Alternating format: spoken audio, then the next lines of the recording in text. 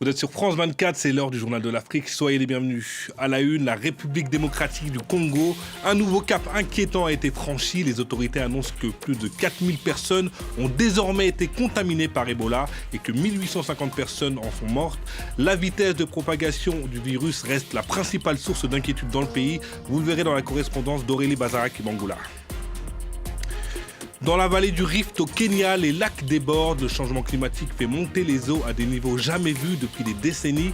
Des villages submergés, des crocodiles qui s'approchent des habitations. Enfin, il est la voix d'une génération. Dip Doundou Guiss, le rappeur numéro 1 du Sénégal, est à Paris pour son concert au Cabaret Sauvage. Il nous présente son nouveau single N'Augmenté, sorti le 26 juin. Interview en fin d'édition. Et on ouvre ce journal avec le nombre de cas confirmés d'Ebola en République démocratique du Congo qui dépasse les 4000 selon les données du gouvernement qui estime que l'épidémie progresse à une rapidité rarement observée. Pour faire face à ces situations, l'OMS a appelé à intensifier la riposte médicale alors que les essais pour trouver un vaccin encore inexistant pour ce virus se poursuivent. Le point avec Aurélie Bazara-Kimangula à Kinshasa. Selon les experts, il s'agit de la deuxième épidémie d'Ebola la plus importante jamais enregistrée dans le monde et surtout de celle qui se propage le plus rapidement. Partie de la province de l'Ituri il y a un peu plus de 3 mois, l'épidémie touche désormais 5 provinces de l'est du pays. Alors depuis quelques jours, les autorités congolaises concentrent aussi leurs efforts sur un autre risque, celui d'une propagation du virus le long du fleuve Congo. Cette semaine, un passager soupçonné d'être infecté par Ebola est décédé alors qu'il se trouvait à bord d'un bateau qui descendait le fleuve en direction de la capitale. Les quelques 200 personnes présentes à bord ont été placées en quarantaine. La priorité, c'est d'identifier les éventuels cas contacts et de déterminer si certains de ces passagers présentent un risque d'infection. En visite en République démocratique du Congo, le directeur général de l'Organisation mondiale de la santé a appelé à intensifier les efforts pour tenter de stopper la progression de l'épidémie d'Ebola. Dans la vallée du Rift au Kenya, plusieurs lacs ont vu leur taille exploser à des niveaux jamais vus depuis des décennies. Des crues qui ont amené certaines espèces sauvages comme les crocodiles près des habitations humaines, entraînant une augmentation des attaques. Le récit de Laurent Bertécher. Sur les rives du lac Baringo au Kenya, les toits d'un ancien complexe touristique, aujourd'hui englouti par les eaux, dépassent encore de la surface.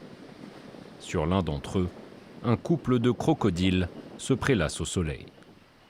Cela fait une quinzaine d'années que le niveau du lac ne cesse d'augmenter, submergeant les terres et se rapprochant dangereusement des habitations alentours. En 2014, nous avons compris que les crues du lac étaient en train de changer complètement. Donc depuis 2009 ou 2010 jusqu'à aujourd'hui, le niveau de l'eau n'est jamais redescendu.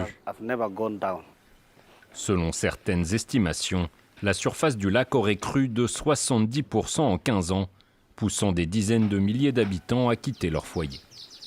Certains ont été relogés à proximité, mais les eaux du lac Baringo continuent de les suivre. Autre conséquence de ces crues inédites que les scientifiques attribuent à des précipitations extrêmes, la faune locale se rapproche de plus en plus des habitations et représente aujourd'hui un réel danger pour les populations locales. En 2011, Marie Tirène a perdu son mari dans une attaque d'hippopotame. 10 ans plus tard, un crocodile a attaqué son fils, alors âgé de 9 ans, et tenté de lui arracher le bras. Il en porte encore les cicatrices.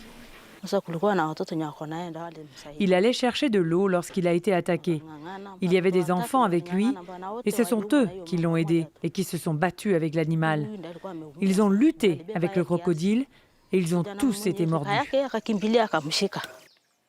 Impuissantes face aux attaques d'animaux sauvages et aux inondations qui menacent leurs maisons, de plus en plus de familles espèrent aujourd'hui déménager loin du lac. Mais la plupart n'en ont pas les moyens. Il rappe en Wolof et bat des records avec plus de 4 millions d'abonnés et 108 millions de vues sur YouTube, rien qu'en 2025. Avant son concert de samedi soir au Cabaret Sauvage à Paris, Dip Doundou Guiss nous fait le plaisir d'être avec nous au Journal de l'Afrique de France 24. Bonsoir.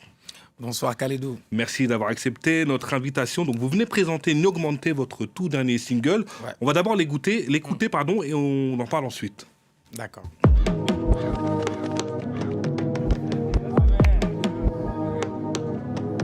Wonder on the beat. Hey, hey, chaque lundi fajar laa xëy wàcc dimanche ngoon boo yëg sa bopp di wàcc yoon dañu ñàkk bëri jël ay ndimbalu noonu moo tax mag ñi du ma ci noonu du ma wane yoon bi kenn di ma si raw këtt geen yi bëgg ma gënoo kën yi mën naa bëtt teen bi kenn gën ma si root doon gumba moo ma gënal gëmm di dox demul fenn dafa dëbb ji ndox carrière may redivision la. Donc c'est N'Augmenter, extrait du nouvel EP nommé Maïko Loulou, qui signifie offre-lui en Wolof, c'est bien ça.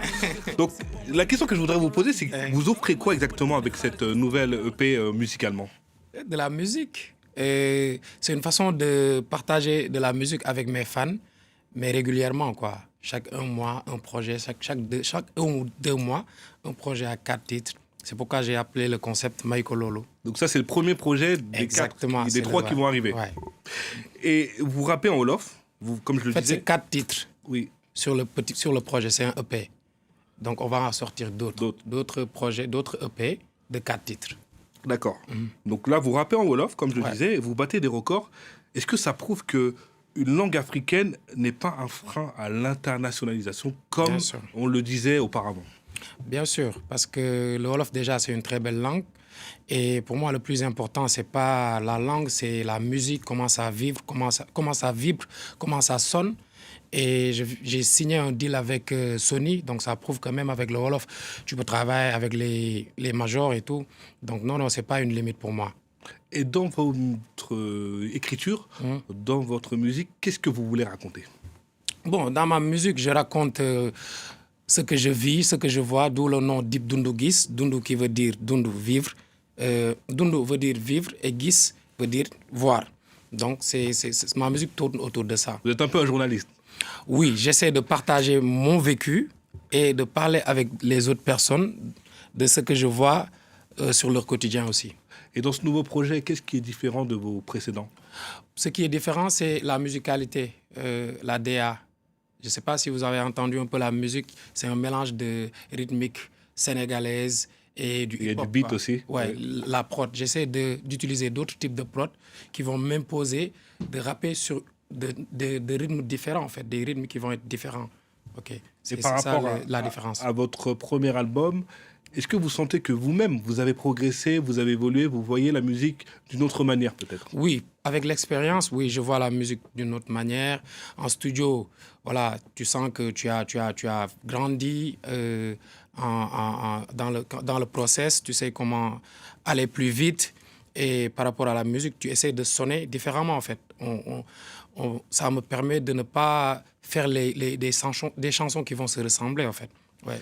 Et vous le disiez, vous avez signé un deal avec Sony Music. Demain, vous êtes en concert au Cabaret Sauvage ce samedi. Ouais. Je le disais, plus de 100 millions de vues sur YouTube. Vous êtes en train de tracer une route que personne n'avait tracée dans le rap sénégalais auparavant. Est-ce que vous sentez ce poids-là? Bon, je le prends comme une responsabilité et voilà. Je me sens mieux quand je me dis que c'est une responsabilité parce que je ne vais pas me donner le plaisir de dire « ouais, je suis le numéro 1, point ». Tant que je ne fais pas avancer les choses, tant que je n'impacte pas sur la jeunesse, tant que je n'impacte pas sur la sous-région, sur l'Afrique et le monde, ça ne sert à rien d'être numéro 1. Et justement, quand je parlais de ce poids, vous avez été nommé ambassadeur des Jeux Olympiques de la jeunesse de Dakar 2026, qui seront en novembre, le premier Jeux Olympiques sur le sol africain. 2026, ouais. Quel rôle concret, au-delà du symbole, quel sera votre rôle, tout simplement? Mon rôle, c'est d'aider le Sénégal à briller, d'aider la jeunesse sénégalaise à briller à travers le monde avec les Jeux Olympiques.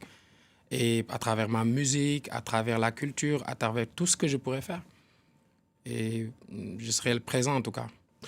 Le rap sénégalais s'est longtemps battu pour exister face au mbalak, c'est la musique la plus populaire du Sénégal. Ouais. Et aujourd'hui, vous mélangez dans Michael Loulou, vous mélangez le rap et le mbalak. Est-ce que c'est une consécration ou c'est une évolution naturelle pour vous? Je pense que c'est une évolution parce que maintenant on comprend beaucoup plus la musique, c'est-à-dire maintenant il n'y a plus que le mbalak. On va parler de musique urbaine parce que maintenant même les genres se mélangent. Les mbalakman, ils s'habillent comme des rappeurs, ils travaillent avec des beatmakers qui viennent du rap. Ils ont des ghostwriters qui viennent du rap. C'est des rappeurs qui écrivent pour plusieurs mbalakman. Donc pourquoi pas nous, rappeurs, puiser des rythmiques, des sonorités qui viennent du mbalak? Je pense que c'est la même famille. On a juste des postes différents. Mais tout ce qui nous importe, c'est de faire avancer la musique sénégalaise. Et très rapidement, ce sera ma dernière question. Ouais. J'imagine que parmi vos inspirations rap, il y a le groupe Positive Black Soul qui fête ses 37 ans demain à Dakar, DJ Awadi et Amadou. Ouais. Est-ce qu'ils ont été une inspiration pour vous? Bien sûr, ils ont été une inspiration pour tant d'autres. Et voilà, ce sont des légendes. Je leur souhaite succès pour leur concert. Et je vais profiter pour parler de mon frère BMJ aussi qui joue le même jour au Canal Olympia. Votre message est passé, merci beaucoup Deep, merci. Et je rappelle que votre concert est samedi demain au Cabaret Sauvage à Paris. Et on va se quitter sur un nouvel extrait de N'augmenter parce que j'ai bien aimé. Merci beaucoup Khalidou. C'est la fin de votre édition. Restez sur France 24, l'information continue. ale maamu suñ da tëkkee te ngay fen di ndellu tax ma ñuus la ba ñaas la ma suñ ma bett sax ta suñ sama yaakaar di gone la waaye baatu muus kalaf laa am baatu Moustapha Niass kenn laaj sama xol jox naa ko dëm yi ñu lekk fenkat mës ta gëm li mu nekk ñun tooguñ ci nen ba di doon nitu nen yéen ñëpp